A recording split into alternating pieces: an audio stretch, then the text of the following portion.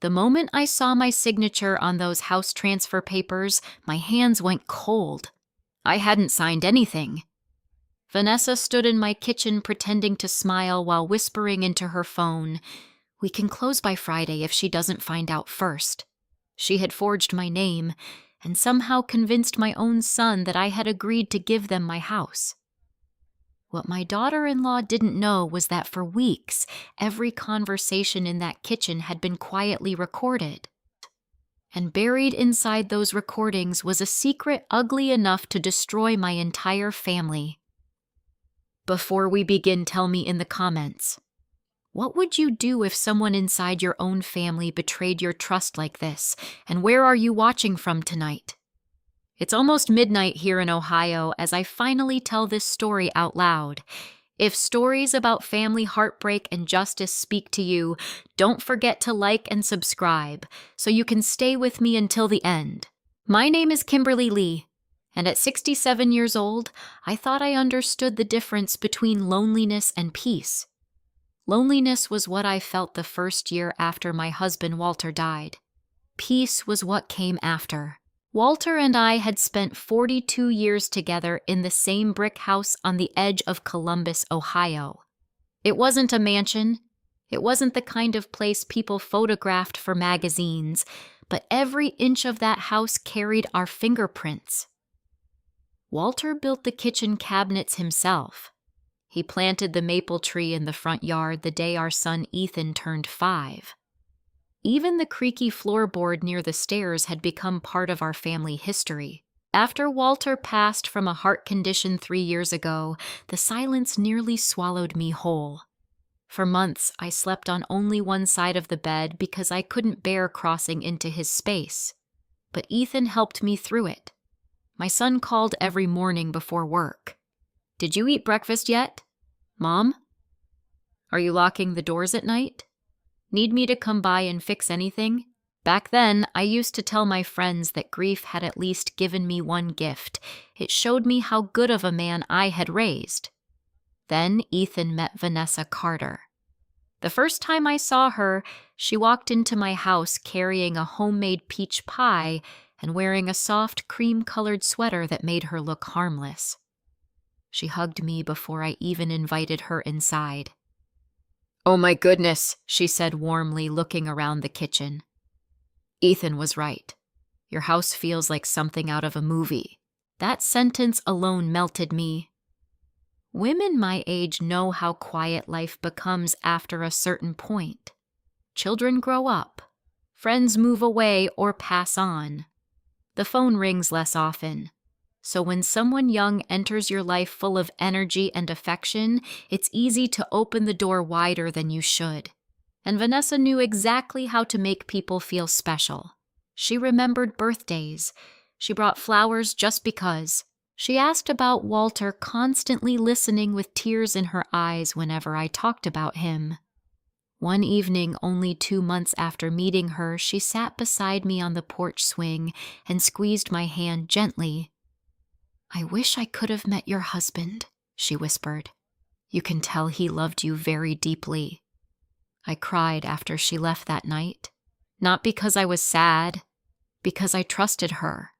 That's the part that still embarrasses me the most. The wedding happened less than a year later. It was small, beautiful. Ethan looked happier than I'd seen him in years. And when he danced with Vanessa at the reception, he stared at her like she hung the stars themselves in the sky. I remember Walter's sister leaning over during dinner and whispering, "That girl knows exactly how to charm a room." At the time, I laughed. Now, I hear it differently. After the wedding, things changed slowly enough that I kept doubting myself. That's how manipulation works sometimes. It doesn't arrive like a storm. It arrives like fog. At first, Ethan stopped calling every morning. Then it became every few days. Then sometimes a full week. Whenever I asked if everything was all right, Vanessa always answered for him. "Oh, Ethan's just exhausted from work. He's been stressed lately. You know how men are." She said it with a smile every time. Always smiling, Then came the little comments. Kimberly, you really shouldn't be carrying laundry downstairs at your age. You don't need to worry about bills anymore. Let us help. You've done enough for everybody. To anyone else, it would have sounded caring, but something underneath it bothered me. One Sunday afternoon, they came over for dinner, and Vanessa offered to clean the dishes while Ethan watched football in the living room. As she dried a plate, she glanced casually toward the desk where I kept household papers. You still organize all your finances yourself? She asked. I nodded. I was a bookkeeper for 20 years. Old habits. She laughed softly. Honestly, I don't know how you keep up with all that paperwork. I manage. Well, she hesitated carefully. If you ever want help, Ethan and I could handle things for you, just so you don't have to stress. I remember drying my hands slowly before answering. That's kind of you, but I'm all right. Her smile stayed on her face, but something in her eyes changed for half a second. Disappointment. It vanished so quickly I almost convinced myself I imagined it. Almost. A few weeks later, I walked into the kitchen while Vanessa thought I was upstairs. She was standing near my desk drawer with her phone pointed downward. The second she saw me, she jerked back. Oh, she laughed nervously. I was just looking for a pen. The drawer contained property tax documents, insurance papers, and copies of Walter's will. At the time, I told myself not to overreact. But that night after they left, I noticed several folders slightly out of place. That was the first time I felt afraid inside my own home. Still, I stayed quiet. Because when you love your child, you spend a long time protecting them from uncomfortable truths. I didn't want to believe Ethan had married someone manipulative. I wanted to believe I was becoming paranoid with age. But then other things started happening. Small things. Strange things. One afternoon, I mentioned to Ethan that I planned to repaint the guest bedroom. Before he could answer, Vanessa cut in. That seems unnecessary. You should really start simplifying your life instead of creating more work for yourself. I laughed awkwardly. Painting one room won't kill me. She tilted her head sympathetically. No, of course not. I just worry about you overdoing things. Overdoing things. The phrase stayed with me, because suddenly she used phrases like that all the time. You forget things sometimes. You get overwhelmed. You shouldn't deal with stress. And the frightening part, Ethan slowly started repeating them too. One evening, my son stood in this very kitchen rubbing the back of his neck awkwardly. Mom, Vanessa and I were thinking maybe we should help manage some of your paperwork. I stared at him. What paperwork? You know, bills, bank stuff, legal documents. I've handled my own finances since before you were born. I know, he said quickly. We just thought it might make things easier for you. Easier. That word again. I looked at my son's face and saw genuine concern there. Not greed, not cruelty. Concern. Which somehow hurt even more, because it meant Vanessa had already begun planting seeds in his mind. That night after they left, I sat alone in Walter's recliner staring at our wedding photo, and for the first time since his death, I heard his voice clearly in my head. Be careful who you trust with this house, Kim. Back then, I thought he meant strangers. I never imagined he might have meant family. A week later, Vanessa hugged me goodbye at the front door and said sweetly, We only want what's best for you, Kimberly. I smiled politely, but as I watched her walk to the car, I noticed something chilling. She didn't look back at me once. She looked back at the house. If you've ever had someone slowly make you question your own mind, then you already know the most frightening part. It doesn't happen all at once. It happens one tiny moment at a time, a missing document, a confused look, a gentle voice saying, Are you sure? until eventually you begin wondering whether the problem might actually be you. That was exactly what started happening to me. About 6 months after Ethan and Vanessa got married, I noticed that my mail was no longer arriving the way it used to. Bills that normally sat untouched on my hallway table had already been opened. Bank envelopes looked slightly crumpled, like someone had folded them back too quickly. The first time I mentioned it, Vanessa laughed lightly. "Oh, that was me," she said. "I thought it was Ethan's health insurance paperwork." She smiled while saying it. Always smiling. I told myself it was an innocent mistake. But then it happened again. And again. One afternoon, I sat down at my desk looking for a folder containing property tax information. I kept everything alphabetized in labeled blue binders. Walter used to tease me for organizing paperwork like the FBI, but that folder was gone. I searched the desk twice, then 3 times. Finally, I found it inside the filing cabinet in the guest bedroom upstairs. I stood there staring at it with a strange heaviness in my chest. I had not moved it.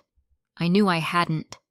But when Ethan came by that evening, he reacted in a way I didn't expect. "Mom?" He sighed gently. "You've been forgetting little things lately." I looked at him carefully. "What's that supposed to mean?" "Nothing bad." He raised his hands quickly.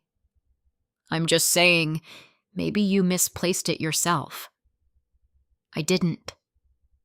Vanessa sat beside him on the couch, crossing one leg neatly over the other.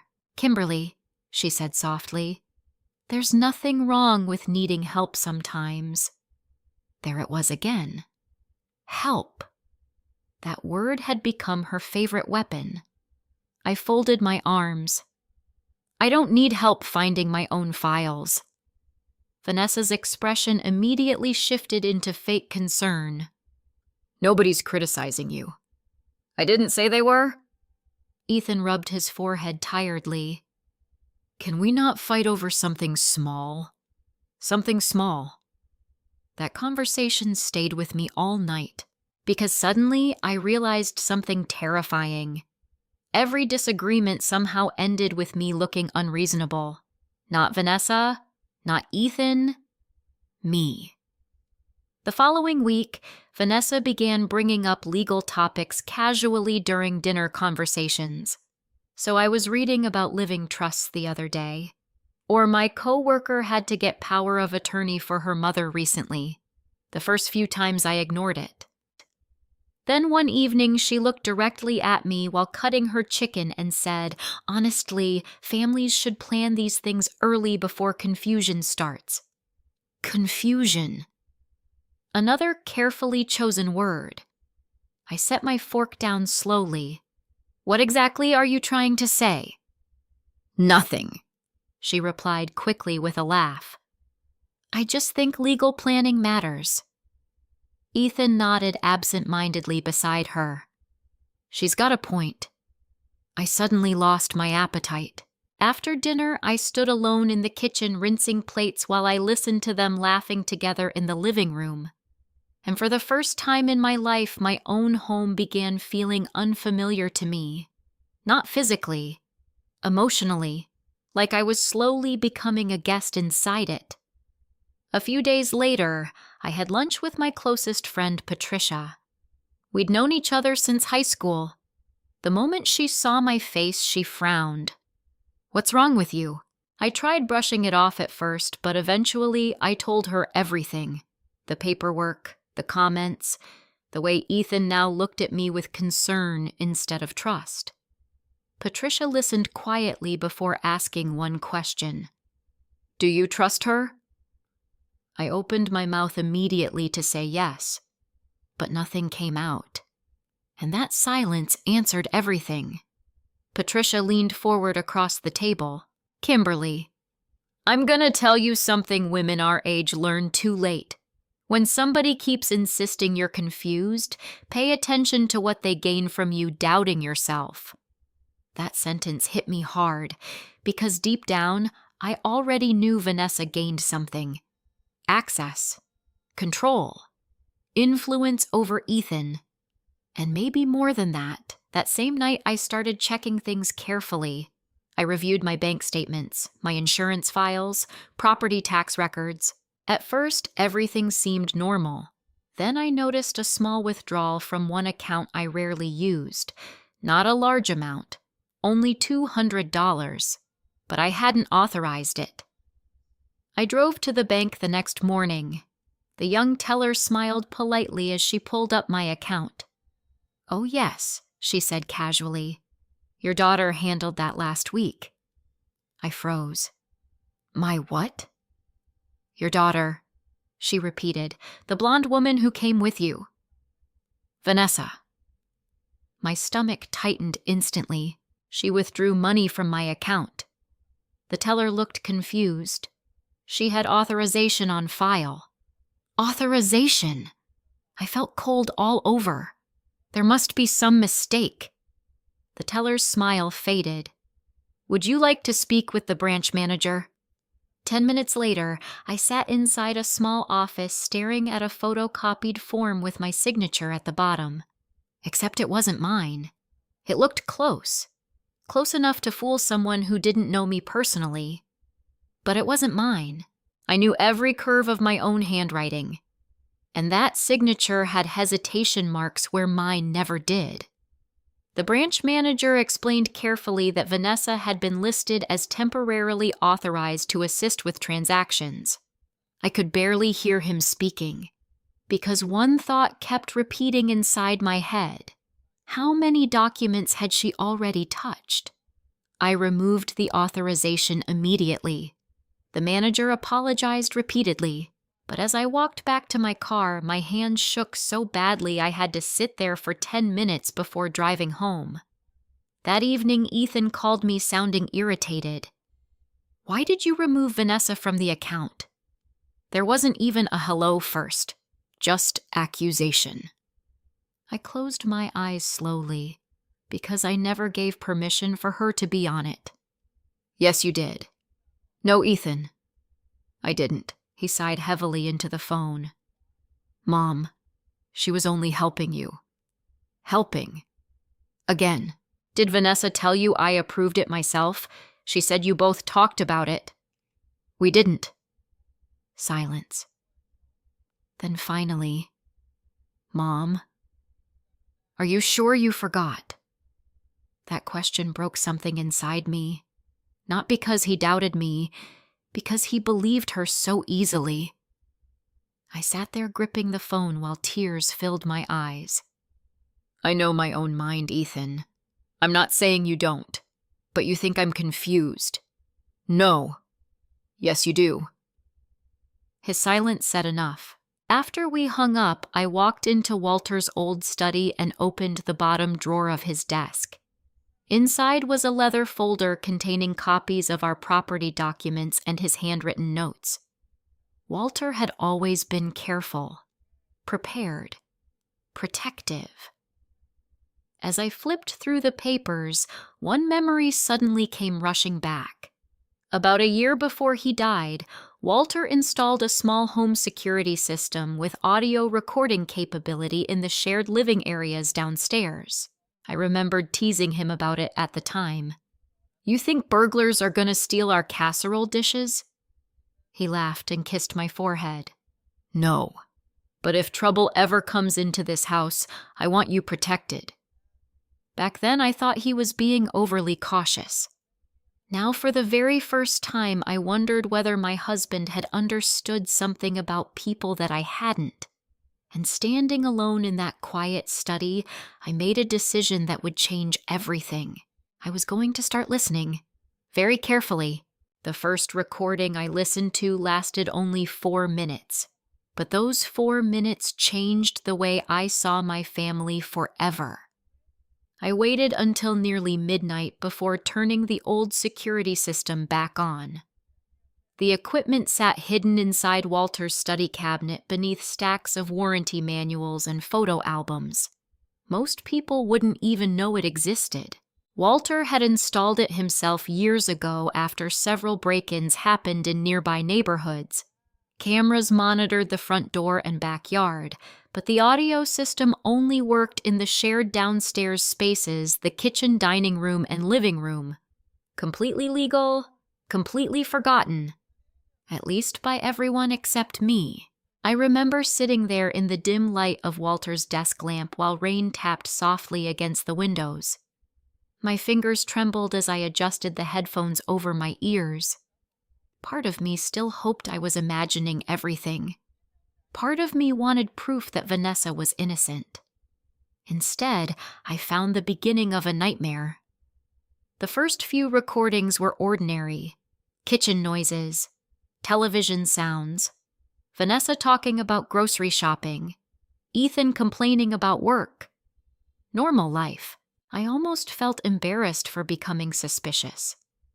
Then 3 nights later, around 11:40 p.m., I heard Vanessa enter the kitchen alone. Cabinet doors opened.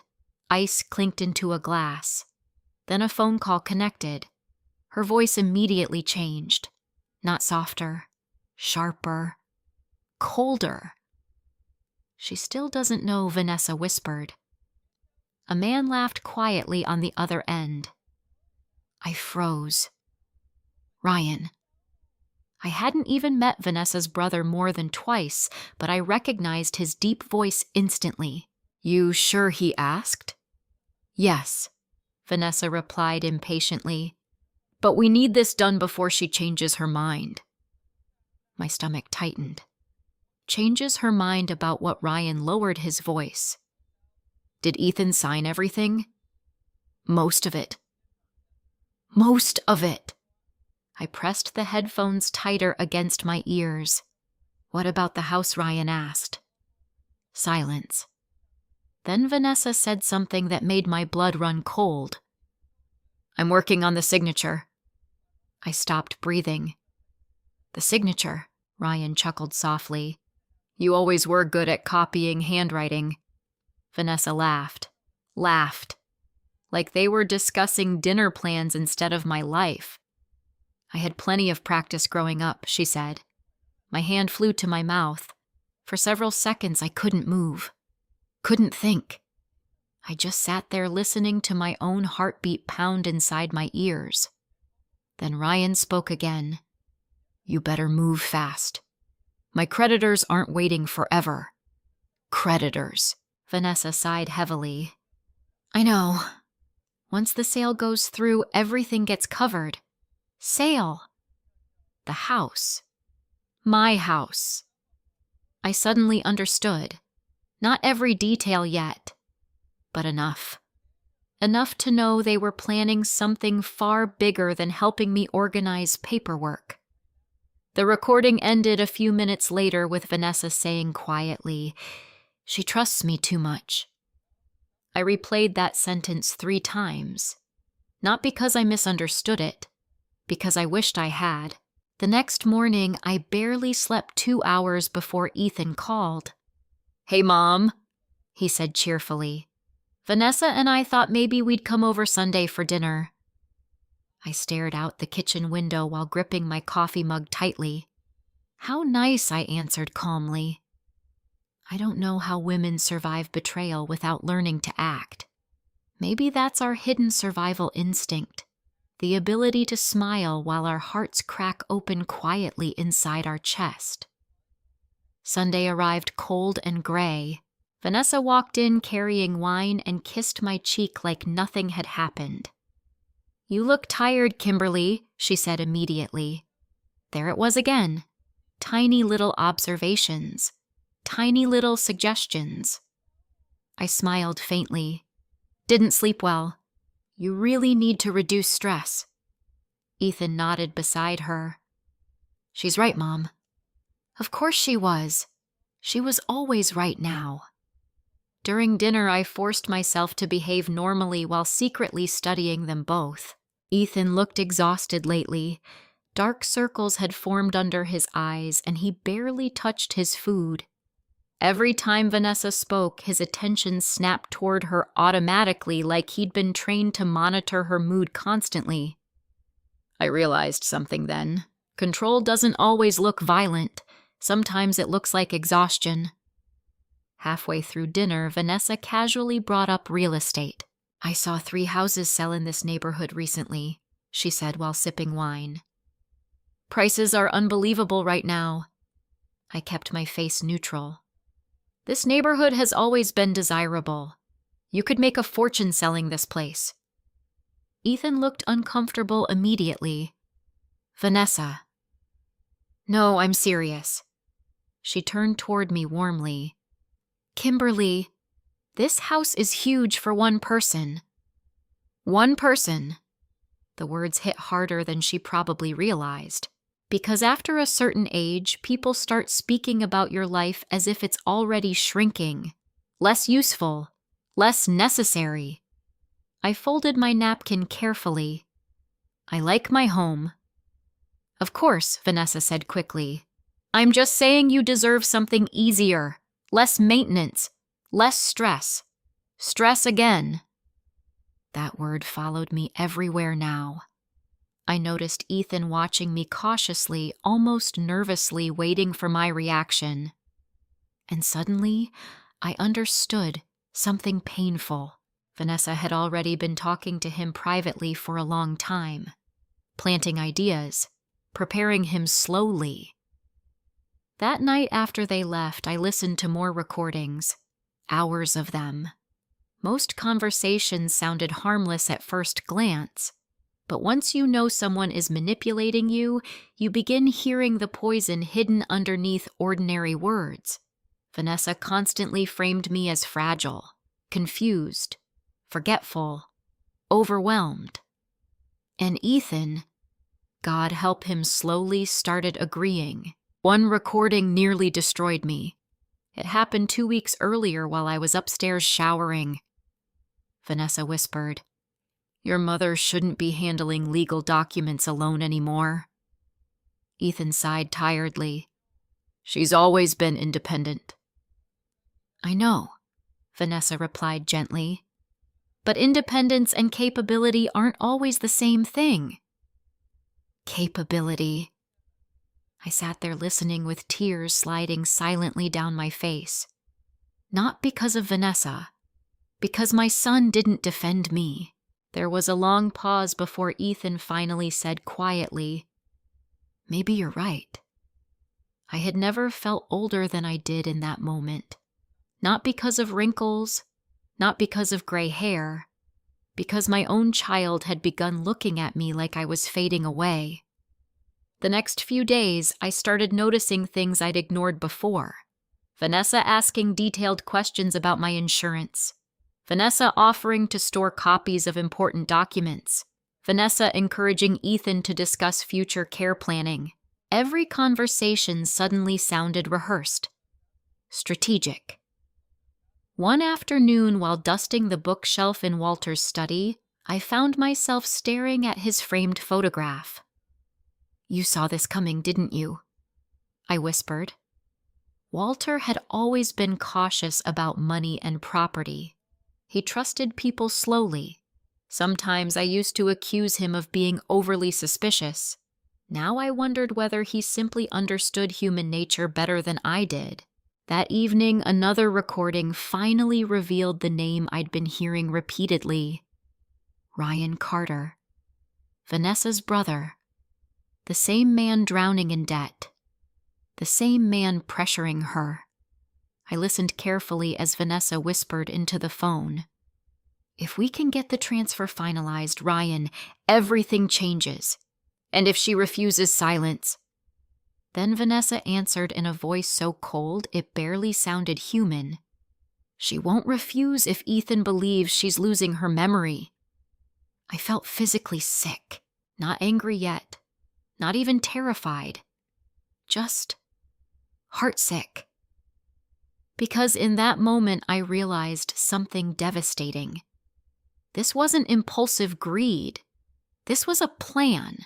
And somehow my son was standing in the middle of it without realizing he was being used too. I removed the headphones slowly and stared into the darkness of Walter's study. For the first time in my life, I truly understood how dangerous betrayal becomes when it enters your home smiling. And deep down, I knew something even worse was coming. Because people willing to steal your trust rarely stop there. There's a particular kind of fear that comes from realizing someone has been preparing for your downfall while smiling in your face every day. That fear followed me everywhere after I heard those recordings. I stopped sleeping properly. Every creak in the hallway startled me awake. Every phone call from Ethan filled me with dread before I even answered. And yet somehow I still wasn't prepared for what happened next. 3 days after I heard Vanessa discuss working on the signature, she called me unexpectedly around noon. "Kimberly," she said brightly, "would you mind coming to the bank with me this afternoon?" My stomach tightened instantly. Why? "Oh, nothing, Major," she replied casually. "Ethan and I were updating some family emergency information, and the banker suggested we include you too." I stayed silent for a moment. Then I forced warmth into my voice. Of course. The old version of me would have confronted her immediately, but that version of me was disappearing. Walter used to say something during poker nights with his friends. The person who talks first usually loses. So I decided to stay quiet and watch. Vanessa picked me up at 2 o'clock sharp. The moment I got into the passenger seat, I noticed how polished she looked. Perfect makeup, cream-colored blouse, expensive perfume. She looked like a woman preparing for a business meeting, not a family errand. "You doing all right today?" she asked sweetly while pulling onto the road. "I'm fine. You sounded tired on the phone. There's a lot on my mind lately." Her eyes flickered toward me briefly before returning to the road. "Well," she said gently, "that's exactly why Ethan and I want to help you more. Help. Always help." The bank branch sat downtown inside a modern glass building Walter never liked. He used to joke that places like that looked too clean to trust. As Vanessa guided me inside, I noticed she walked slightly ahead of me instead of beside me. Leading? Directing. The young banker greeting us couldn't have been older than 30. "Mrs. Lee," he said cheerfully, "we're just finalizing a few updates today." Updates. Another harmless word hiding something dangerous underneath. Vanessa rested a comforting hand on my shoulder. "Kimberly gets overwhelmed by paperwork," sometimes she explained to him with a sympathetic smile. I looked directly at her. I didn't say that. Her expression didn't change at all. "Oh, I know. I just mean these forms can be stressful." The banker nodded awkwardly. I suddenly realized something horrifying. She had already been creating a narrative about me to other people too. Not just Ethan. Everyone. Vanessa sat beside me at the desk while documents were spread in front of us. Some papers looked routine. Emergency contact information. Account verification forms. Address confirmations. But then I saw another stack partially tucked beneath the others. Legal authorization paperwork. My pulse quickened instantly. Vanessa noticed my eyes land on the forms and immediately smiled. "Nothing complicated," she said lightly. "Just precautionary stuff in case of emergencies." I picked up the top page slowly. Power of attorney. The room suddenly felt too warm. "I'm not signing this," I said calmly. The banker looked confused. Vanessa laughed softly. "Oh, Kimberly, nobody's forcing you." But I caught the irritation flashing behind her eyes. "I said no." "Of course." She reached over gently and removed the paper from my hands. "We're just exploring options." Exploring options. Everything sounded harmless when Vanessa said it. That was her talent. Poison wrapped in silk. The banker moved on to other forms, and I made a decision right there at that desk. I was going to pretend. Pretend I was uncertain. Pretend I was tired. Pretend she was winning. So when the banker handed me another routine document to sign, I deliberately hesitated. "Oh dear," I murmured quietly. "Where exactly do I sign again?" Vanessa answered immediately, almost too quickly. "Right there, Kimberly." I signed slowly and shakily on purpose. Then halfway through the signature, I stopped. "Oh goodness," I sighed, pressing my fingers against my temple. "I think I messed that up." Vanessa's jaw tightened for half a second. "It's all right," she said smoothly. "We can redo it later." But her eyes had changed, because she was studying my handwriting carefully, memorizing it. I knew it. The rest of the appointment passed in a blur of tension. Vanessa remained perfectly charming the entire time, but underneath her sweetness, I could feel impatience building. When we finally walked back to the parking garage, she unlocked the car and smiled at me. "You've seemed distracted lately. I've been grieving Walter. It's been 3 years." The moment the words left her mouth, silence filled the car. Even she realized she'd gone too far. Her voice softened instantly. "I just mean, maybe it's time to let people take care of you." I turned toward the window so she wouldn't see the hurt on my face. That night, I barely removed my coat before heading straight into Walter's study. I replayed the day in my mind over and over. The forms, the pressure, the way Vanessa kept watching my hand while I wrote. Something was coming. I could feel it. And then 2 mornings later, the proof arrived.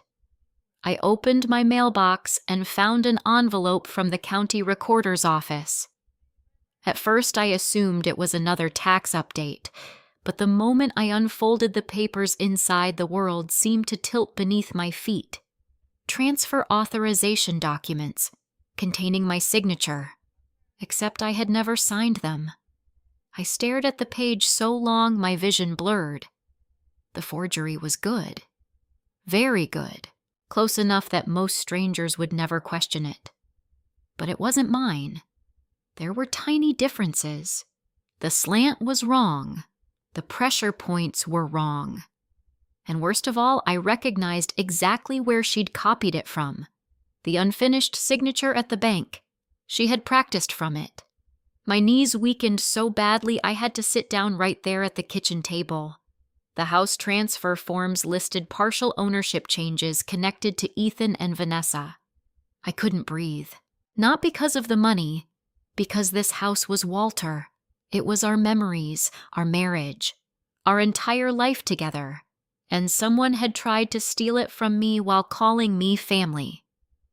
I don't remember deciding to call Harold Bennett. I only remember hearing his calm voice answer the phone. Harold speaking? The moment I heard him, I started crying. Not loudly, not dramatically, just quietly, like someone whose heart had finally become too heavy to carry alone. "Kimberly." His tone changed instantly. "What happened?" I explained everything. The recordings, the bank, the signatures, the transfer papers. Harold stayed silent for several seconds after I finished. Then he asked one question. "Do you still have the recordings?" "Yes." "Good." Another pause. "Listen to me carefully, Kimberly. Do not confront them yet." My fingers tightened around the phone. They forged my name. "I know. They're trying to take my house." "I know. Then why shouldn't I confront them?" "Because," Harold said quietly, "people who commit fraud rarely stop at one crime." Cold fear moved through me. What does that mean? It means if Vanessa is desperate enough to forge documents, we need to find out how far this already goes. I closed my eyes slowly, and deep down I already knew the answer would be worse than I imagined. Before hanging up, Harold said something that stayed with me all night. "Walter trusted you to protect yourself after he was gone, Kimberly. Now you need to start acting like it." For the first time since all this began, my fear slowly started changing into something else. Resolve. Because Vanessa thought I was weak, confused, easy to manipulate. But she had forgotten something very important. I may have been grieving, I may have been lonely, but I was still Walter Lee's wife, and I was done being treated like prey. The hardest part wasn't learning that Vanessa forged my signature. The hardest part was learning how much damage she had already done before I caught her. 2 days after I spoke with Harold Bennett, I met him at his law office downtown. Harold had been Walter's closest friend since college. The two of them built businesses together, raised families together, and spent nearly every Sunday watching football in our living room for over 30 years. If there was one man Walter trusted completely, it was Harold. And if I'm honest, seeing Harold's face that morning was the first time in weeks I felt remotely safe. His office smelled faintly of old paper and coffee. Framed law degrees lined the walls beside fishing photos of him and Walter laughing beside lakes years ago. For one painful moment, I almost expected Walter to walk through the door too. Harold motioned gently toward the chair across from his desk. "You look exhausted, Kimberly." "I haven't slept much." "I figured." He opened a thick folder slowly, and the moment I saw the stack of documents inside, my stomach dropped. "Before we discuss this," Harold said carefully, "I need you to prepare yourself." No sentence in the English language has ever made me feel calm after hearing that. I gripped the arms of the chair tightly. "What did you find?" Harold adjusted his glasses and slid several papers toward me. "Property transfer filings, loan-related paperwork, financial authorizations, all carrying versions of my forged signature." I stared at the pages in disbelief. There's more than one. Harold's silence answered me before he spoke. "Yes." The room suddenly felt smaller. She transferred partial ownership interests tied to the property, he explained carefully. "Some documents list Ethan and Vanessa jointly." I looked up sharply. "Ethan signed them." "Yes." That hurt more than I expected. Not because Ethan understood what was happening, but because he trusted Vanessa enough not to question it. Harold leaned forward. "Kimberly, I need you to listen carefully. Based on what I'm seeing, I don't believe Ethan understands the signatures were forged." "You're sure no?" He sighed. "But I strongly suspect he believes you approved all of this voluntarily." I closed my eyes. Of course he did, because Vanessa had spent months preparing him to believe I was forgetful, confused, vulnerable. Every tiny comment suddenly made sense now. Every subtle suggestion, every worried glance. It had all been conditioning, and my son never realized he was being manipulated while it happened. Harold pointed toward one specific document. "This concerns me the most." I picked it up slowly.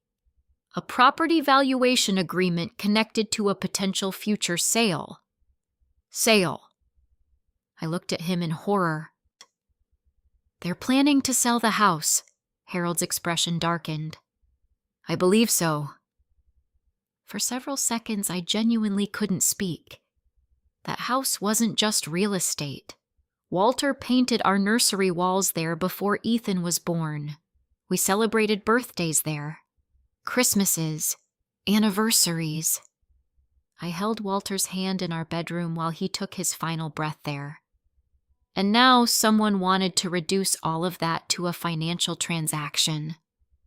I suddenly felt nauseous. Harold quietly handed me a glass of water. "Take your time." I shook my head slowly. "No." My voice cracked. "No. I'm tired of taking my time." That afternoon, Harold and I listened through several recordings together. Watching another person hear the conversations made them feel even uglier somehow, because now I couldn't pretend I was overreacting. Harold heard it too.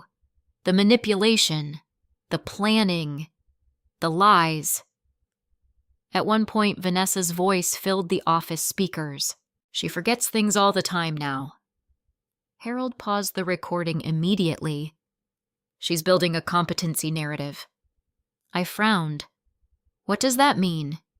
It means she's intentionally creating the impression that your memory and judgment are declining. I stared at him. You think she planned this from the beginning?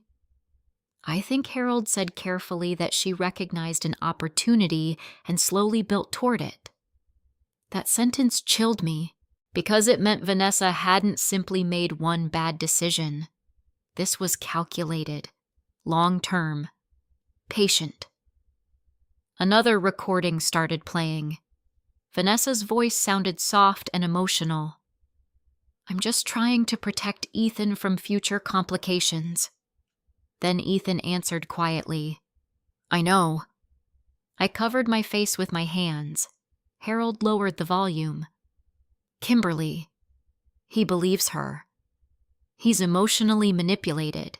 He still signed those papers.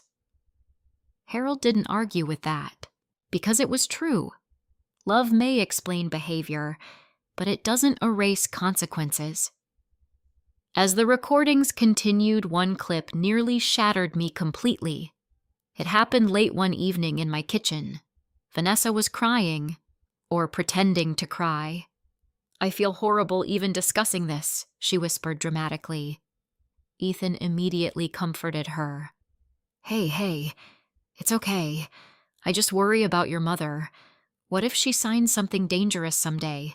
What if someone scams her? She's smarter than people think. I know she is. Vanessa sniffled softly. But people change as they age. The silence after that sentence felt endless. Then Ethan said the words that broke my heart. Maybe having us involved would protect her. Protect her. He truly believed he was helping me. That was the cruel brilliance of Vanessa's manipulation. She never framed herself as greedy. She framed herself as concerned, loving, responsible. And because Ethan loved her, he mistook manipulation for care. After the recording ended, I sat motionless staring at the desk. Harold spoke gently. You raised a good man, Kimberly. I laughed bitterly. A good man who helped sign away my home. He trusted the wrong person. So did I. The office fell quiet. Finally, Harold leaned back in his chair. There's another issue. My stomach tightened immediately. What now? These filings suggest Vanessa may already be speaking with outside financial parties. What does that mean? It means she might already be arranging a future sale or using the property to leverage debt. Debt. Suddenly, Ryan Carter's voice echoed in my mind again. My creditors aren't waiting forever. I looked at Harold sharply. Ryan's involved deeply in this. I suspected that. He's drowning financially. Harold nodded slowly. Then this may not just be greed. It may be desperation. And desperate people become dangerous. That realization settled heavily between us. Because up until then, I'd still been thinking emotionally. Family betrayal, manipulation, lies. But this had crossed into something else now. Fraud, financial conspiracy, possibly criminal behavior. Harold eventually closed the folder and looked directly at me. You cannot confront them emotionally. What am I supposed to do instead? You stay calm. I don't feel calm. I know. His voice softened. But anger is exactly what Vanessa expects. She's prepared for emotional reactions. She's not prepared for evidence. Evidence. That word gave me strength somehow, because for weeks Vanessa had controlled the story. Now the recordings were finally telling the truth. Before leaving, Harold handed me copies of several documents. "Keep these somewhere secure." I slipped them carefully into my purse. Then just before I reached the office door, Harold spoke again. "One more thing." I turned back. "If Vanessa realizes you know the truth, she may accelerate whatever she's planning." Cold fear slid through me instantly. "You think she'd move quickly?" "I think people under financial pressure become unpredictable." That warning stayed with me the entire drive home. And when I pulled into my driveway, I noticed something strange immediately. Vanessa's car was already there. My pulse quickened. I parked quietly at the curb instead of pulling into the driveway. Then I saw Ethan through the living room window carrying boxes filled with my paperwork. I stopped breathing. The front door opened moments later, and Vanessa stepped outside holding a folder against her chest. She smiled the second she saw me, but this time I finally saw the truth underneath that smile. Not warmth, not kindness, calculation. And as she walked toward me across my front lawn, one terrifying thought settled heavily into my chest. She wasn't finished yet, not even close. The moment Vanessa smiled at me in the driveway, I understood something clearly for the first time. She no longer viewed me as family. I was an obstacle. Nothing more. "Oh, good," she said brightly as she walked toward me carrying the folder. "You're home. Ethan and I were organizing some of your paperwork for you. Always those same careful words. I forced myself to smile back while gripping my purse tightly enough to leave marks in the leather. "What kind of paperwork?" "Just financial records." She laughed lightly. "Honestly, Kimberly, you keep everything everywhere." That was a lie. My files had always been organized perfectly, but I'd noticed Vanessa had started creating small narratives around me constantly now. Disorganized, forgetful, confused. Every lie served a purpose. I glanced past her toward the living room window where Ethan continued moving boxes from Walter's study. Panic rose inside me instantly. Walter's study contained decades of legal records, account information, property files, and insurance documents. Vanessa noticed my expression immediately. "We thought we'd help simplify things," she explained smoothly. "I didn't ask for help." Her smile tightened for the briefest moment. "You don't have to do everything alone anymore." Before I could answer, Ethan opened the front door carrying another box. "Mom." His voice sounded relieved. "I tried calling you earlier. I was downtown." At Harold's office, the question hit me hard. I stared at him. How did you know that Ethan hesitated? And that hesitation told me everything. Vanessa had been monitoring me. "Vanessa mentioned your car wasn't here," he said awkwardly. "We figured maybe you were with Harold." I looked directly at Vanessa. She didn't blink. That terrified me more than anger would have, because calm people are often the most dangerous. I walked into my own house feeling like a stranger. Boxes covered the dining room table. Filing folders sat stacked across the couch cushions. Walter's study door stood wide open. My chest tightened painfully. "You went through Walter's office," Vanessa answered before Ethan could. "We're trying to help prepare everything for the future." Future! There it was again, always implying I didn't have much of one left. I stepped inside the study slowly. Drawers had been opened, cabinets shifted, papers rearranged. It felt violated somehow, like someone had walked through my memories with dirty shoes. Ethan appeared behind me looking uncomfortable. "Mom, don't be upset." "Don't be upset." I turned toward him. You're digging through private legal documents. We're only trying to protect you. That word again. Protect. I almost laughed. Instead, I took a deep breath and remembered Harold's warning. Do not confront them emotionally. So I softened my expression deliberately. I'm just tired, I said quietly. Immediately, both of them relaxed. That frightened me too, because they expected weakness from me now. Vanessa stepped closer sympathetically.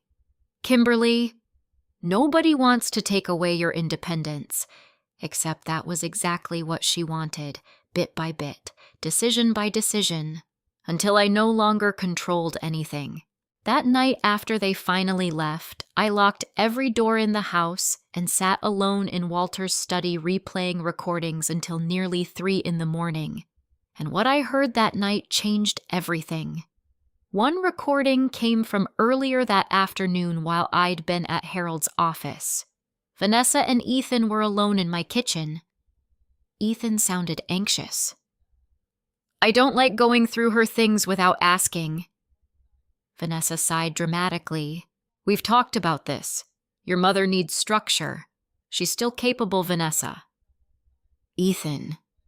Her voice softened immediately. Do you really think a healthy person forgets paperwork this often? There was a pause.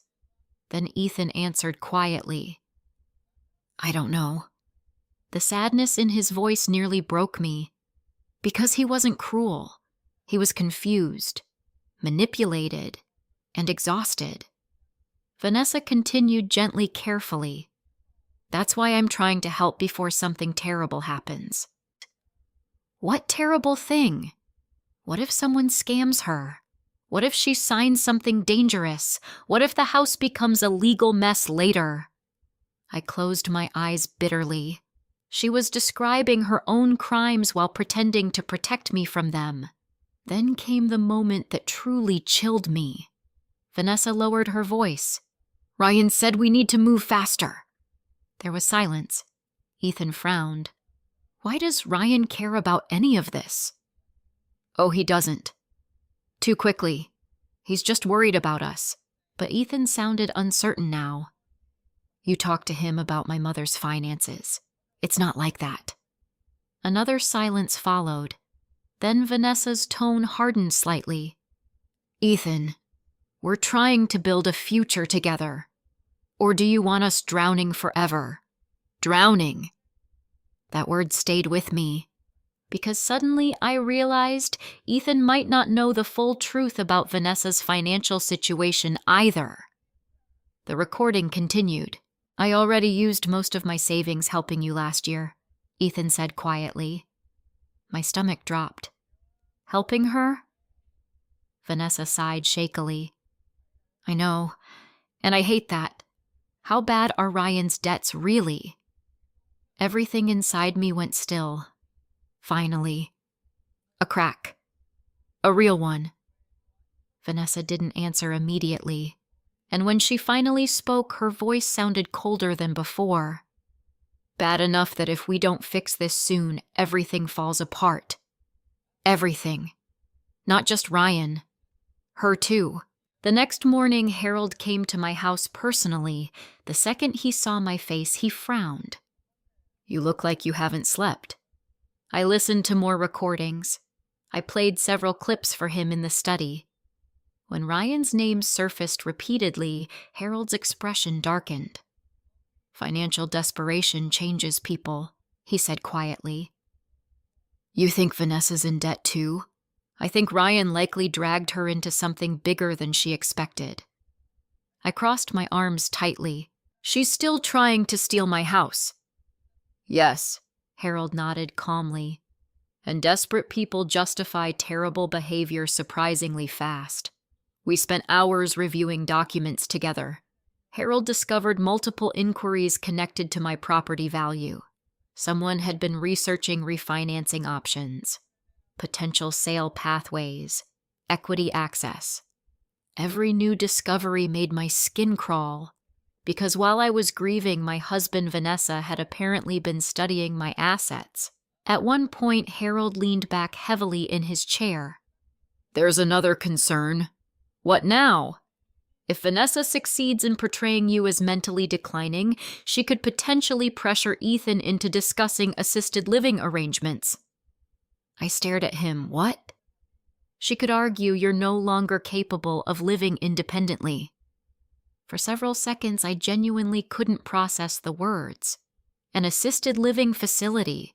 They wanted to move me out of my own home. Suddenly, dozens of little comments made horrifying sense. "You shouldn't live alone. This house is too much for you. You get overwhelmed." Every sentence had been preparation, carefully planted seeds. I felt physically ill. Later that evening, another recording confirmed my worst fears. Vanessa was speaking to Ryan on speakerphone in the kitchen. Ryan sounded agitated. "You promised this would be handled already. I'm working on it." "You better work faster. Those collectors are calling daily now. I said I'm handling it." "What about the old woman? Not Kimberly, not Ethan's mother, not a human being, just an obstacle." Vanessa lowered her voice. "We may need to convince Ethan she shouldn't live alone anymore." My hand flew to my mouth. Ryan laughed softly. "That'll make the sale easier." "I know." The calmness in her voice terrified me most. No guilt, no hesitation, nothing. Then Ryan asked quietly, "You sure Ethan still doesn't know about the debt?" "No," Vanessa snapped immediately. "And he can't find out?" Silence filled the recording for a moment before Ryan spoke again. "You better hope he doesn't choose his mother over you." Vanessa laughed softly. "He won't." That sentence hurt more than I can explain, because she sounded completely certain. Certain my son would abandon me. Certain she controlled him completely. And maybe at that moment she did. I sat alone in Walter's study long after the recording ended. The house felt unbearably quiet around me. I kept staring at Walter's empty recliner, wishing desperately he were still alive. Walter would have known exactly what to do. Walter never would have let someone manipulate Ethan this way. But then another thought slowly entered my mind. Maybe Walter had prepared me more than I realized. The recordings, the paperwork organization, the warnings about trust, all of it. Maybe he understood that someday I might need to fight for myself. And for the first time since this nightmare began, my fear slowly transformed into something harder. Not anger, determination. Because Vanessa thought age made me weak. She thought grief made me vulnerable. She thought loneliness made me easy to control. But she had underestimated something very important. A woman who survives losing the love of her life becomes much stronger than people realize, and I was finally ready to stop being afraid of her. The family meeting was scheduled for Sunday at 4:00. Vanessa called it a conversation about the future. I called it what it really was, a trap.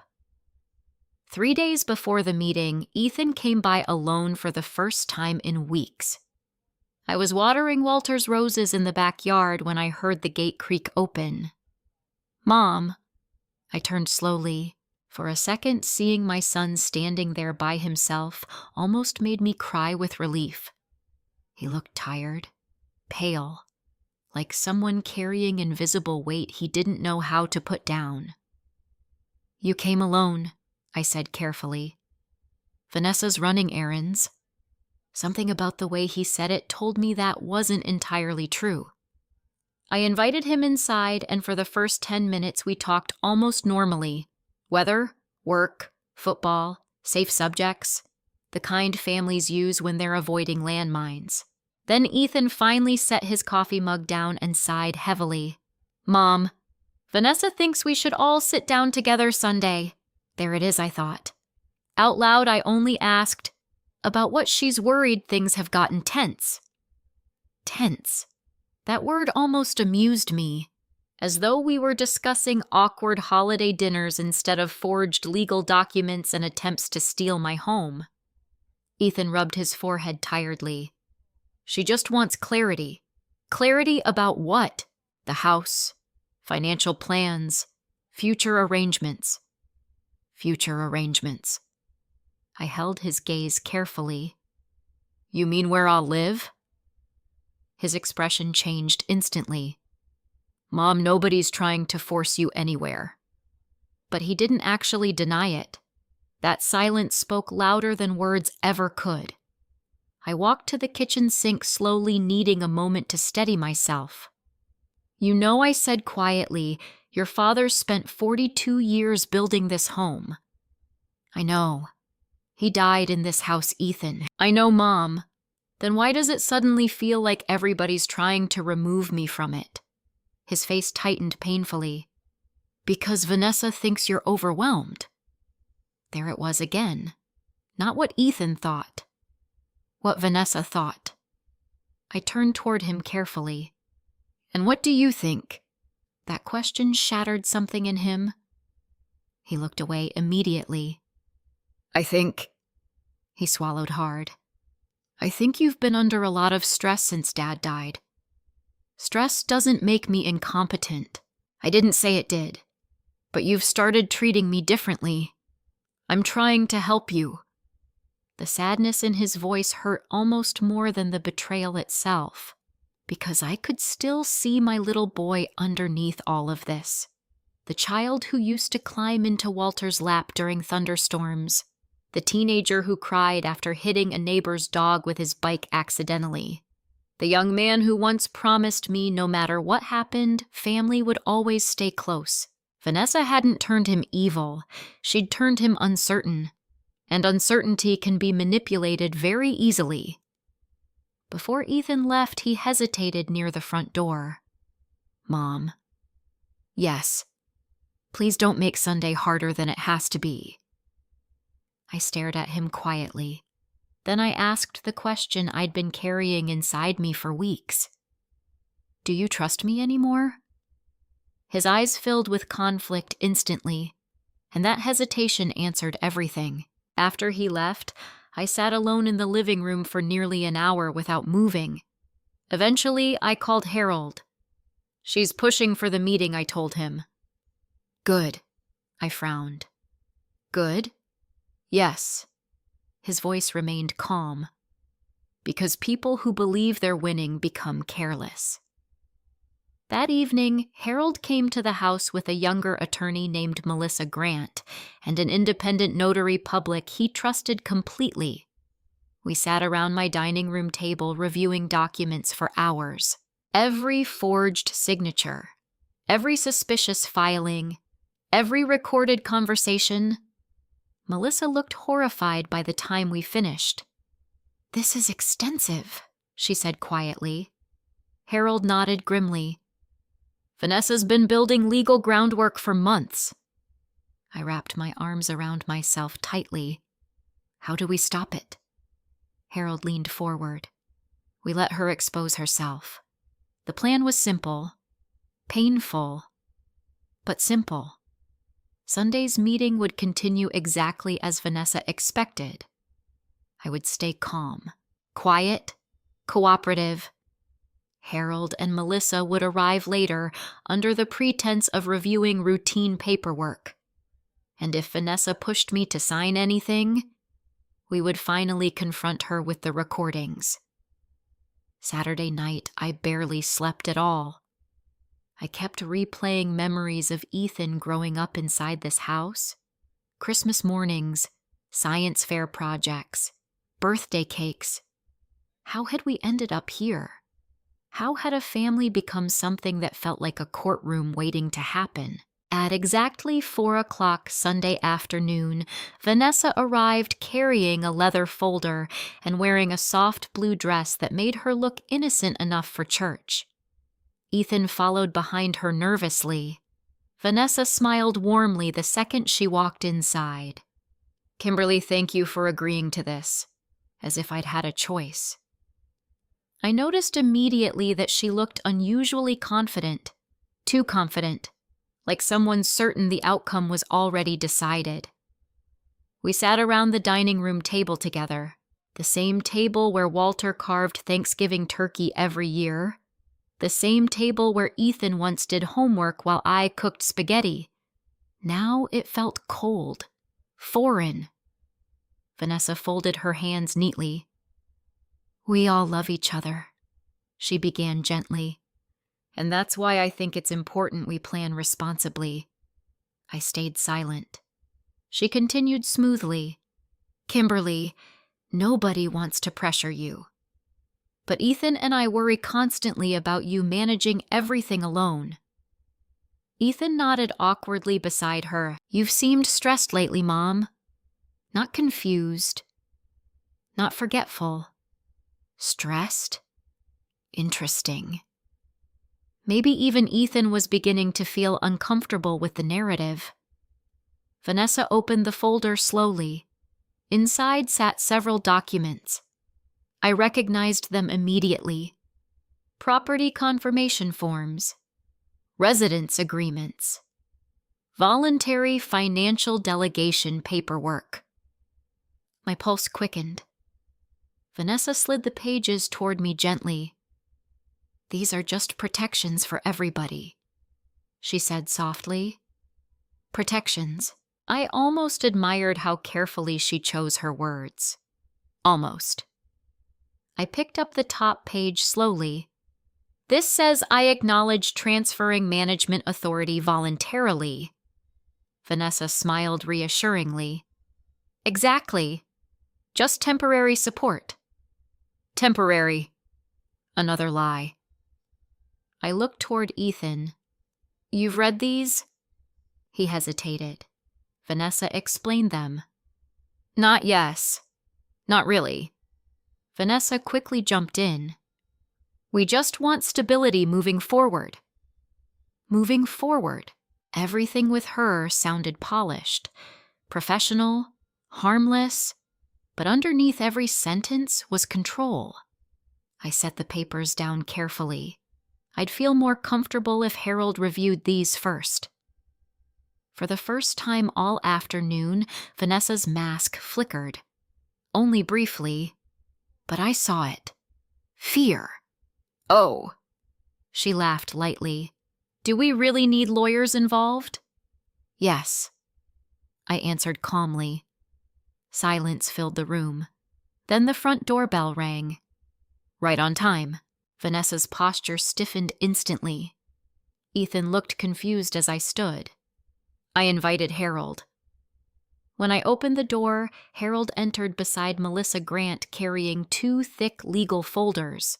The notary followed quietly behind them. Vanessa's face lost color immediately.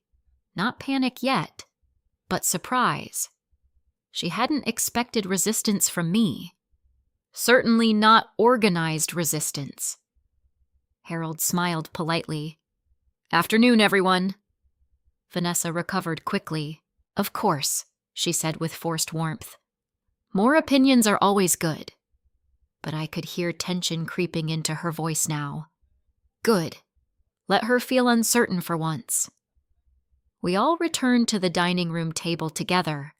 Harold sat beside me calmly while Melissa reviewed the documents one by one. The silence stretched painfully long. Finally, Melissa looked up. "These forms are highly irregular." Vanessa blinked rapidly. "What does that mean?" "It means," Melissa said evenly, "they involve authority transfers and property implications that should never be presented casually during a family meeting." Ethan looked sharply toward Vanessa. "You told me these were simple planning forms." "They are," Vanessa answered too quickly. Harold slowly removed a small recorder from his briefcase and placed it on the table. The entire room went still. Vanessa stared at it, and for the very first time since this nightmare began, I saw genuine fear in her eyes. Nobody spoke for several seconds after Harold placed the recorder on the dining room table. The silence felt alive, heavy, dangerous. Vanessa stared at the device without blinking. Ethan looked between all of us in growing confusion, while Melissa calmly organized paperwork beside Harold. I could actually hear the ticking of Walter's old kitchen clock in the next room. Finally, Vanessa forced out a nervous laugh. "What exactly is this?" Harold folded his hands calmly. "Evidence." The color drained from her face instantly. Ethan frowned. Evidence of what I looked at my son for a long moment before answering. "Of the truth." Vanessa straightened immediately. "This is ridiculous." "Is it?" Harold asked quietly. She turned toward Ethan quickly, panic flickering beneath her polished expression. "Your mother's been listening to private conversations." "No," Harold corrected calmly. Mrs. Lee legally reactivated a pre-existing home security recording system in the shared common areas of her own residence. Vanessa's breathing visibly changed. Faster now.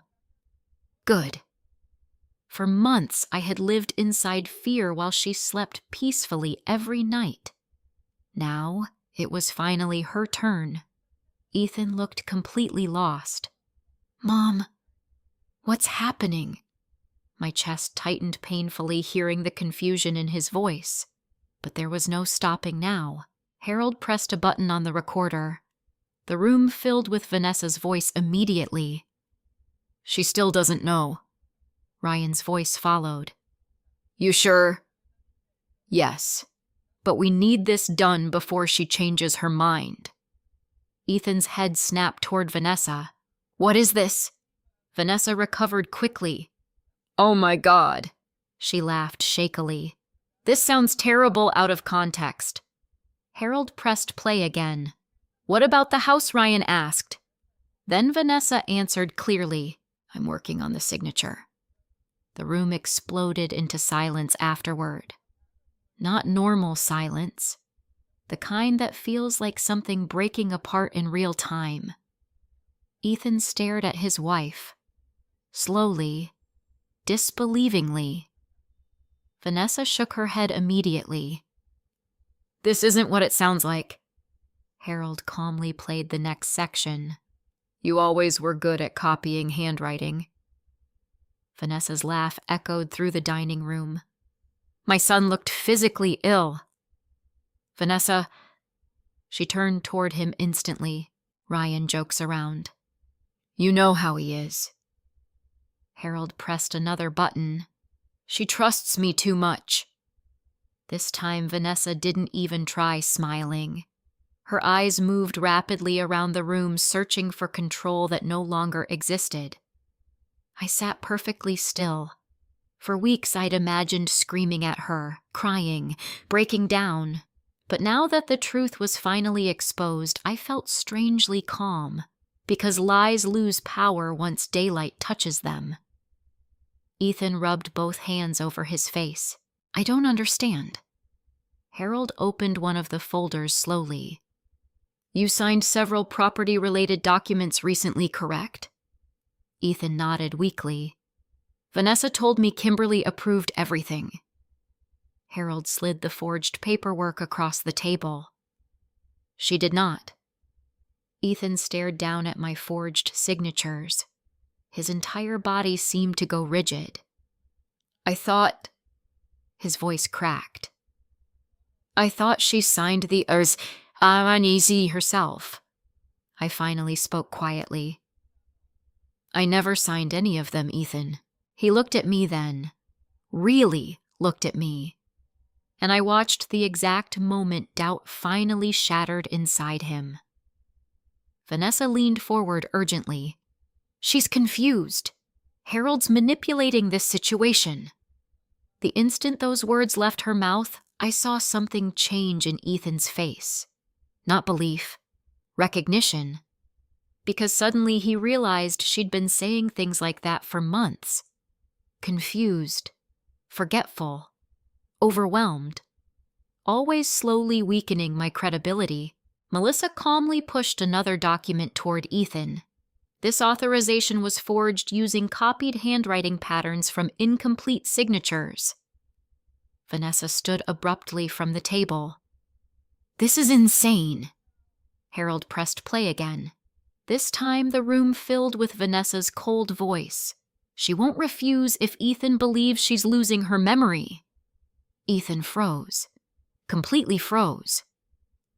I watched my son's entire world crack open in front of me. "No," he whispered. The recording continued. "What if someone scams her?" Vanessa asked dramatically. Then another clip followed immediately afterward. "We may need to convince Ethan she shouldn't live alone anymore." Ryan laughed softly. "That'll make the sale easier." Ethan looked like he couldn't breathe. His eyes slowly moved toward Vanessa again. "You wanted to move my mother out of her own house." Vanessa's composure finally broke. "That's not what I meant. You said it. She wasn't safe alone." I stood suddenly. "No." My voice shook with emotion now. "Don't you dare pretend this was about my safety." Everyone fell silent. I looked directly at Vanessa. "You didn't just forge my signature." Tears burned my eyes. "You tried to erase me from my own life." For the first time since I met her, Vanessa looked genuinely cornered.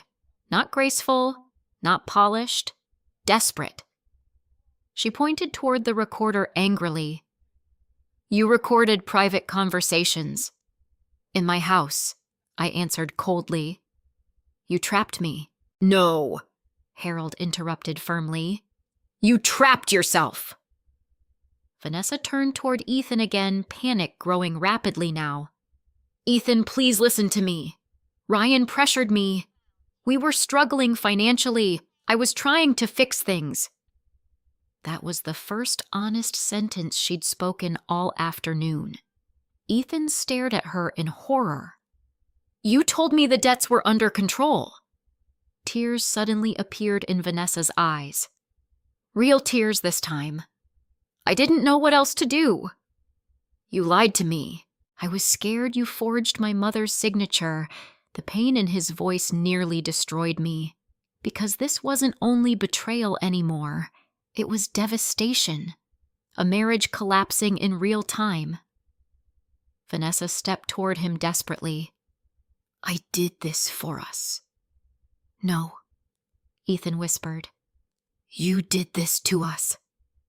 Silence fell again. Then Harold quietly opened another file. "There's more." Vanessa closed her eyes briefly, almost like she already knew. Harold slid financial documents toward Ethan. "Your wife and her brother accumulated substantial debt connected to failed investments and personal loans." Ethan's face went pale as he read the numbers. "Oh my God. You also used your personal savings to cover portions of these debts." Harold continued carefully. Ethan looked up sharply at Vanessa. "You told me your medical bills caused this." Vanessa couldn't answer. That silence was answer enough. I watched my son stagger backward slightly like he'd been physically hit. "You lied about being sick." "It wasn't completely a lie," she whispered weakly. "How much money?" he asked hoarsely. Vanessa started crying harder. "How much?" "Almost 300,000. Ethan sat down heavily in his chair. $300,000. I suddenly understood why Vanessa had become so desperate. This wasn't greed anymore. This was collapse, financial ruin. And she'd decided sacrificing me was easier than facing consequences herself. Harold calmly folded his hands. "We have enough evidence to pursue fraud charges immediately." Vanessa's head jerked upward. "No." Harold didn't blink. "The forged signatures alone are serious felonies." Panic spread across her face completely now. She looked toward me desperately. "Kimberly, please." That was the first time she'd said my name all afternoon without fake sweetness attached to it. I stared at her quietly. For months I had questioned my memory because of this woman, questioned my judgment, my sanity, my value. She had watched me grieve my husband while planning how to remove me from the home we built together, and somehow she still expected mercy. "I treated you like family," I said softly. Fresh tears rolled down her face. "I know." "No," I whispered. "I don't think you do." Ethan suddenly stood from the table, slowly, unsteadily. "I need you to leave." Vanessa looked at him in shock. "Ethan, leave. You can't seriously believe them over me." That sentence finally did it. I saw something harden permanently inside my son, because guilty people attack evidence. They don't grieve truth. Ethan stepped backward from her like he no longer recognized her. My mother was telling the truth this entire time. Vanessa opened her mouth again, but there was nothing left to say. The lies had finally run out, and for the first time in months, I looked around my dining room table and realized something important. The fear was no longer mine. It belonged to her now. After Vanessa left my house that evening, nobody moved for a very long time. The front door slammed behind her hard enough to rattle the dining room windows. Then silence swallowed everything. Ethan still stood beside the table, staring at the floor like he no longer understood who he was. Harold slowly closed the legal folder in front of him. Melissa quietly gathered copies of the forged documents, and I sat there staring at the empty doorway where my daughter-in-law had disappeared only moments earlier. It's strange how quickly people can become strangers. One day you're hugging them in your kitchen. The next day you're watching them walk out of your life carrying criminal accusations behind them. Ethan finally spoke first. His voice sounded hollow. How long nobody answered immediately. He looked at me directly. "How long have you known?" I swallowed carefully, long enough to start recording. The pain on his face nearly undid me. "You thought I was helping her hurt you." I looked down at my hands. "At first, I thought you were being manipulated, and later I closed my eyes briefly. Later I didn't know what to believe anymore." That answer destroyed him. He sat down heavily and covered his face with both hands. "I did this to you." No, Harold interrupted calmly. "Vanessa committed the fraud, but I signed the paperwork." Ethan's voice cracked. I doubted my own mother. The room fell quiet again, because there was no comforting lie available anymore. He had doubted me, repeatedly, and even though manipulation explained part of it, the damage still existed. Harold eventually stood and adjusted his suit jacket. "I'll begin filing formal challenges against the transfers first thing tomorrow morning." Ethan looked up slowly. "What happens now?" Harold's expression remained steady. "Best case, the transfers are reversed cleanly, the fraudulent filings are voided, and criminal prosecution moves forward against the responsible parties." "Responsible parties," Ethan whispered. "Meaning Vanessa. Meaning possibly Ryan, too." My son looked physically sick. Melissa handed Harold another folder quietly. "There's already enough documentation for investigators to pursue forgery and fraud charges." Ethan leaned back in his chair like the weight of the room had become too heavy for him to carry. "She told me she was drowning," he whispered. I frowned slightly. He looked toward me slowly. "Last year, Vanessa told me Ryan's business collapsed because of medical debt and investment losses. She said collectors were threatening lawsuits, and you helped financially." He nodded weakly. "I emptied almost everything I had." My heart broke hearing that. Because Ethan wasn't greedy. He was loyal. That was what Vanessa exploited most. His loyalty. "I took out a second loan too," he admitted quietly. Harold looked sharply at him. A personal loan? Yes. For how much Ethan laughed bitterly. You really want the number? Nobody answered. 80,000. I felt my stomach twist painfully. My son had nearly destroyed himself trying to rescue his marriage, and Vanessa still wanted more. Harold sat back down slowly. Did you know about the property transfer details when you signed?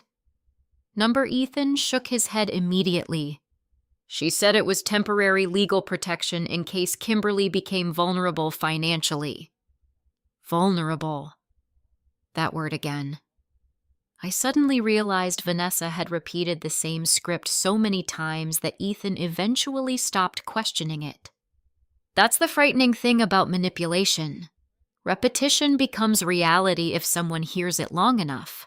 Later that night, after Harold and Melissa finally left, Ethan remained sitting in my kitchen staring blankly at the table. The same kitchen where he used to do homework while I cooked grilled cheese sandwiches after school. The same kitchen where Walter taught him how to carve a turkey one Thanksgiving. Now it felt like a crime scene. I'm sorry, he whispered suddenly. I looked at him quietly. I know saying that isn't enough. No, it wasn't. But hearing it still mattered. I should have trusted you. Yes, I answered honestly. He nodded slowly like he deserved that pain. Because maybe he did. After a while, he finally looked up again. Did Dad really think this could happen?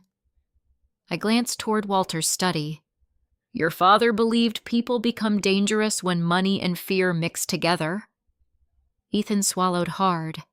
She lied about so much. Did you love her? He closed his eyes briefly. I thought I did. Thought. Past tense. That single word carried the sound of an entire marriage collapsing. The next several days passed like a storm I could barely keep up with. Lawyers called constantly. Investigators requested copies of recordings. Harold coordinated with county offices to halt any additional property actions connected to my house. And meanwhile, Vanessa disappeared completely. No calls, no apologies. Nothing. But Ryan Carter wasn't nearly as smart. 3 days later, police investigators contacted Harold after tracing several suspicious financial transfers linked to Ryan's failed business accounts. The deeper authorities looked, the uglier things became. Debt concealment, fraudulent representations, possible falsified loan applications. Vanessa's forged signatures were no longer isolated incidents. They were part of a larger pattern. One afternoon, Ethan arrived unexpectedly while I was trimming hedges in the front yard. He looked exhausted. Not physically, emotionally. I filed for legal separation, he said quietly. I stopped clipping the hedge slowly. That was fast. I don't even know who I married. The sadness in his voice felt bottomless. I set the gardening shears down carefully. Did she contact you? He nodded. What did she say? That she panicked. He laughed bitterly. That she only wanted to buy time. Time. As if betrayal becomes smaller if you give it a softer name. Ethan shoved his hands into his pockets and stared toward the house. She actually asked if I'd testify that you were confused. I felt ice spread through my chest. And he looked horrified that I'd even need to ask.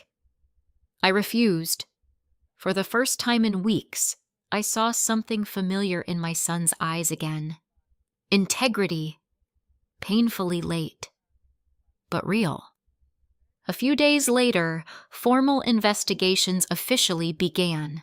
Vanessa and Ryan were both questioned regarding forged signatures, fraudulent filings, and conspiracy connected to property transfer attempts. Harold warned me repeatedly that criminal cases move slowly, but emotionally, something inside me had already shifted. Because once the truth finally comes into the light, fear starts losing its grip. I no longer jumped every time the phone rang. I no longer questioned my own memory.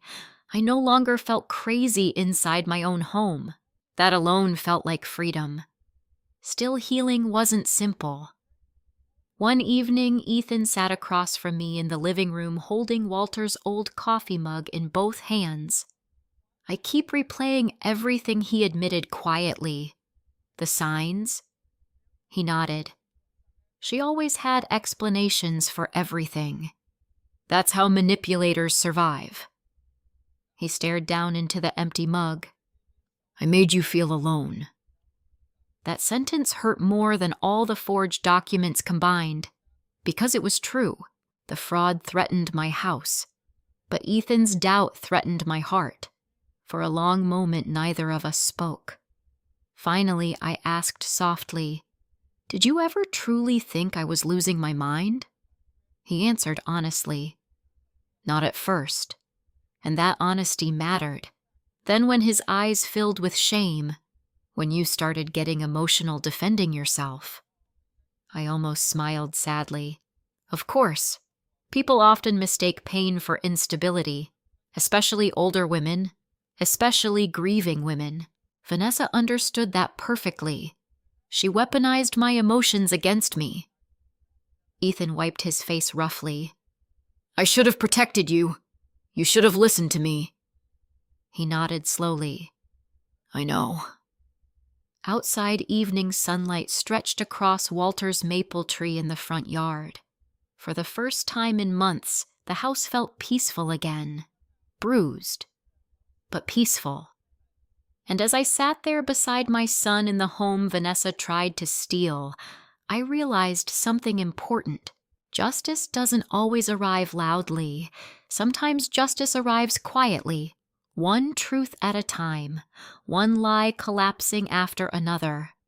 And sometimes the most powerful thing an older woman can do is refuse to disappear. 3 months after the family meeting, the house officially belonged entirely to me again. Legally. Undeniably. Harold called me personally the morning the final transfer reversals were approved. It's over, Kimberly, he said softly. I stood in Walter's study holding the phone against my ear while sunlight streamed through the windows. For several seconds I couldn't answer, because sometimes relief feels almost identical to grief. You shake either way. Thank you, I whispered finally. But the truth was, I wasn't only thanking Harold. I was thanking Walter too, because somehow even after death my husband had still protected me. The criminal investigation against Vanessa and Ryan continued moving forward slowly. Their attorneys attempted negotiations, excuses, explanations, anything to reduce consequences. But recordings don't care about excuses. Evidence doesn't care about charm. And eventually the truth became too heavy for even Vanessa to talk her way around. Forgery, fraud, conspiracy related to financial deception. Words that once belonged to television crime dramas had somehow become attached to my family. Even now, that still hurts to say. People often imagine betrayal arriving dramatically, but real betrayal is quieter than that. It happens while setting the dinner table, while folding laundry, while smiling during family photos. That's what makes it so devastating. You don't just lose trust in one person. You lose trust in your own judgment. For weeks after everything collapsed, I kept replaying memories in my mind, trying to figure out which parts were real. Did Vanessa ever truly care about me? Were any of her hugs sincere? Any of her tears? Any of her kindness? I still don't know, and maybe I never will. But I've learned something important since then. Sometimes closure doesn't come from understanding someone's motives. Sometimes closure comes from surviving them.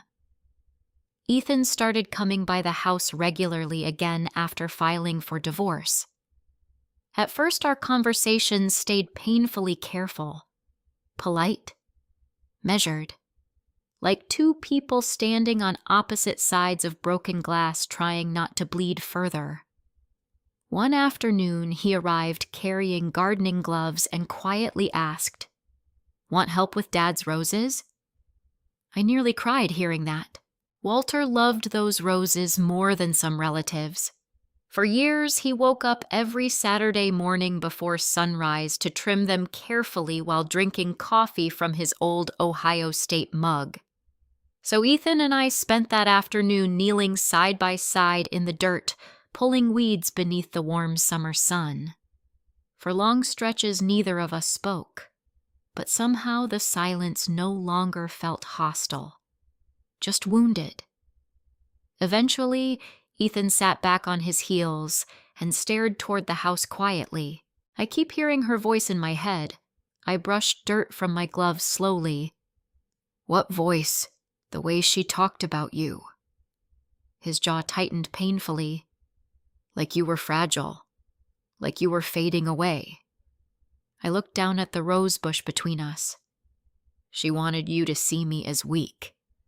I know that now." I nodded. Then, after a long pause, Ethan whispered something that nearly broke my heart. "I don't know how I missed it." I finally looked at my son fully. "Because you loved her." Tears filled his eyes immediately. "And because I was stupid." "No." I shook my head gently. Manipulated people always call themselves stupid afterward. But manipulation works precisely because it twists love into confusion. He looked away quickly, ashamed. "I should have trusted you. You should have." The honesty hurt both of us, but healing without honesty is just pretending.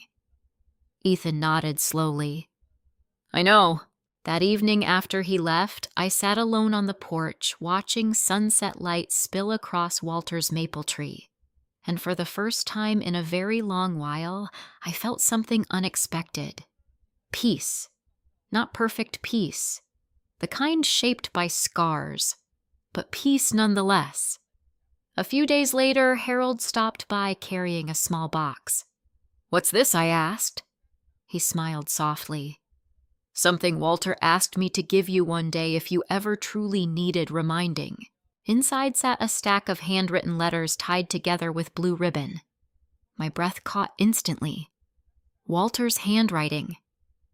I carefully unfolded the top letter while Harold quietly stepped outside to give me privacy. The letter wasn't long, just a single page, but every word felt like hearing my husband's voice again. "Kim, if you're reading this, then life probably became harder than I hoped it would after I was gone. First, remember this. You are much stronger than you think. People mistake kindness for weakness all the time. Don't let them. Protect this house if you can. Not because it's property, but because it's proof of the life we built together. And one more thing. Trust your instincts. They've saved us more than once over the years. Love always. Walter." By the time I finished reading, I was crying too hard to see clearly. Not from sadness alone. From recognition. Walter had known me better than anyone ever would, even when I doubted myself. He hadn't. A week later, Ethan joined me for dinner again. Real dinner this time. Not tense conversations over paperwork. Actual dinner. I made roast chicken, mashed potatoes, and green beans exactly the way Walter liked them. Halfway through the meal, Ethan looked around the kitchen quietly. "I forgot how warm this house feels." I smiled sadly. "Your father built that feeling." He nodded slowly. Then after a long silence, he asked, "When did you start recording everything?" I laughed softly through my wine. "The system was already installed years ago. Your father set it up." "But when did you reactivate it?" I looked toward Walter's study. The night I realized Vanessa wanted me to question my own mind. Ethan lowered his eyes immediately. "I helped her do that. Yes, I answered honestly. He swallowed hard. I'm sorry, Mom. This time when he said it, I believed him completely. And that mattered. Not because forgiveness suddenly erased everything. It didn't. Trust rebuilds slowly, like muscles healing after injury. But for the first time, I could finally see the beginning of healing between us. Before Ethan left that night, he stopped at the front door and looked back at me. You know something? What, she underestimated you? I smiled faintly. No. I glanced toward Walter's study one last time. I think she underestimated both of us. After he left, I walked slowly through the quiet house, touching familiar things along the way. Walter's recliner, the kitchen counter, the staircase banister worn smooth from decades of hands.